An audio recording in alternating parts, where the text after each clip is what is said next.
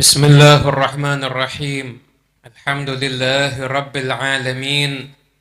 Allahumma salli wa sallim ala sayyidina Muhammadin miftahi babi rahmatillah adada ma fi ilmillah salatan wa salaman daimaini bidawami mulkillah wa ala alihi wa sahbihi wa man walah amma ba'du. Assalamualaikum warahmatullahi wabarakatuh.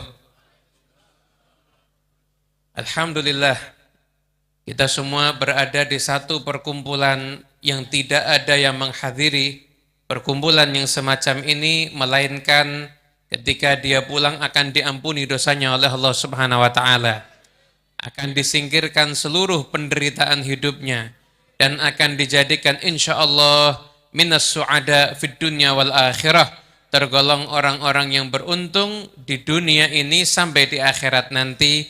Amin, amin ya rabbal alamin. Hadirin yang dimuliakan Allah Ta'ala, apabila kita berziarah ke makam Nabi Muhammad sallallahu alaihi wasallam, maka hingga saat ini di makam Nabi itu masih terpampang dengan jelas kutipan syair dari Al-Habib Abdullah bin Alawi Al-Haddad, yaitu Nabiyun azimun khulquhu khuluqul ladzi adzamar rahmanu fi sayyidil kutubi.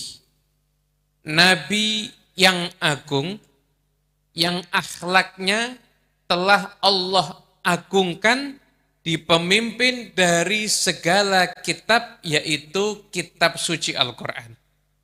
Seorang nabi yang keagungan akhlaknya itu bukan merupakan pengakuan hanya dari sesamanya ataupun pengakuan dari orang terdekatnya, namun akhlaknya mendapatkan pengakuan dari Tuhannya, yaitu Allah Subhanahu wa taala.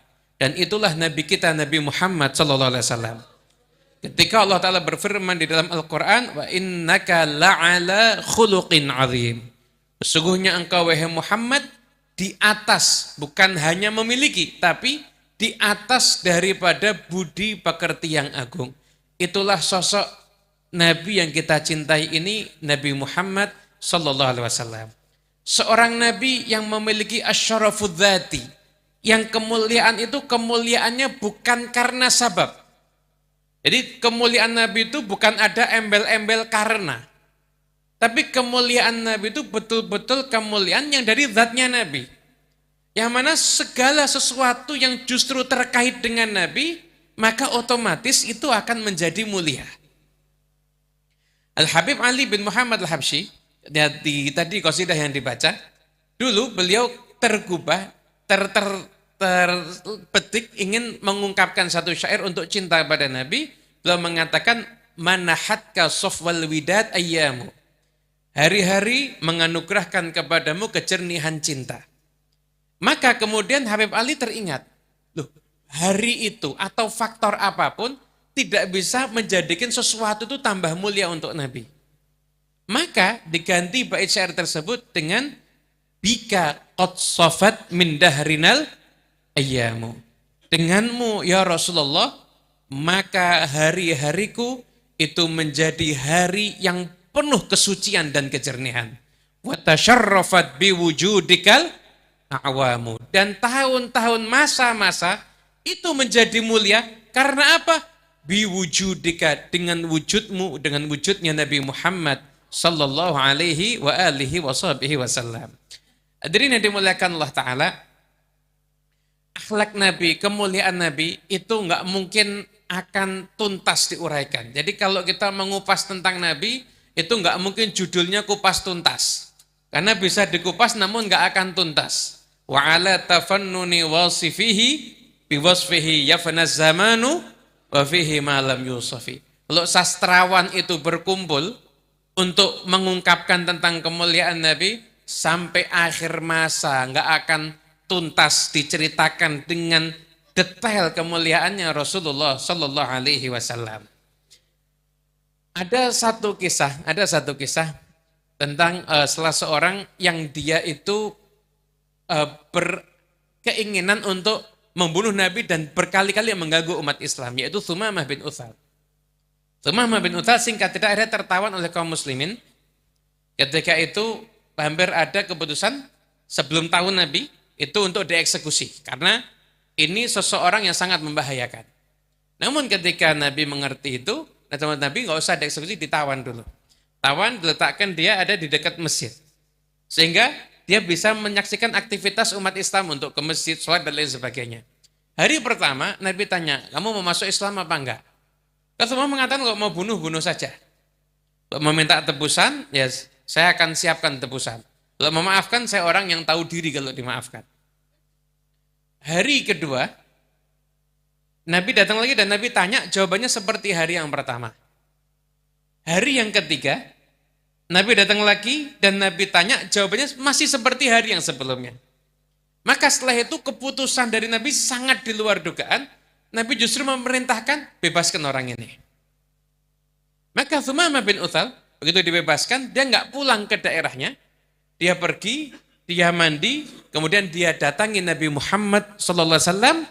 Setelah dia mengatakan, ya Rasulullah, asyhadu an la ilaha illallah, asyhadu annaka Rasulullah. Saya bersaksi tiada Tuhan selain Allah, dan saya bersaksi sesungguhnya engkau adalah utusan Allah.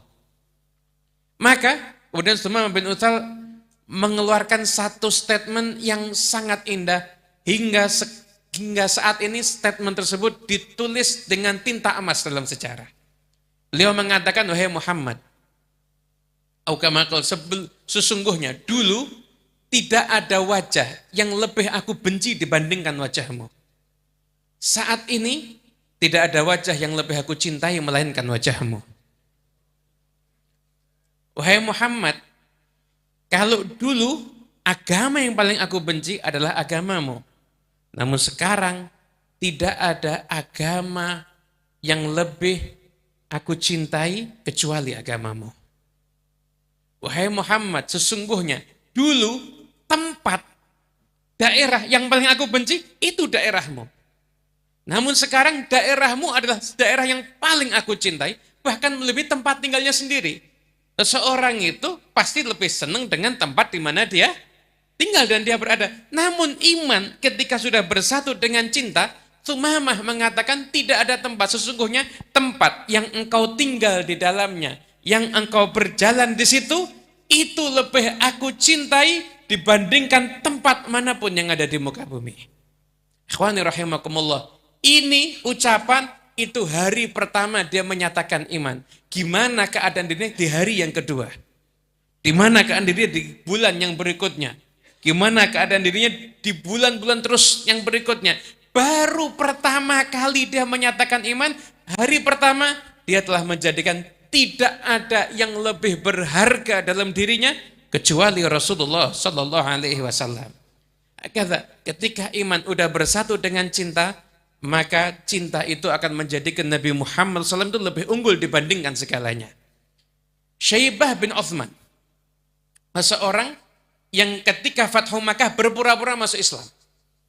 Setelah Fathu Makkah terjadi perang Hunain melawan suku Hawazin yang ketika itu akan menyerang umat Islam. Ketika perang Hunain ada satu kondisi di mana kaum muslimin itu sempat terpojok dan sebagian banyak yang lari. Maka Syaibah bin Uthman di momen itu, dia sudah menyatakan ikrar Islam, namun di momen itu dia teringat-ingat ada keluarga-keluarganya yang mati, terbunuh di kala peperangan melawan umat Islam saat itu. Maka muncul dendam dalam dirinya, dan dia tiba-tiba berkeinginan, saya harus membunuh Muhammad. Maka dia cari posisi, dia mau ambil dari sebelah kiri Nabi, masih ada yang mengawal Nabi. Ambil dari sebelah kanan Nabi, masih ada yang mengawal Nabi, maka dia ambil posisi di belakang persis Rasulullah SAW. Sangat dekat antara Syaibah dengan Nabi Muhammad.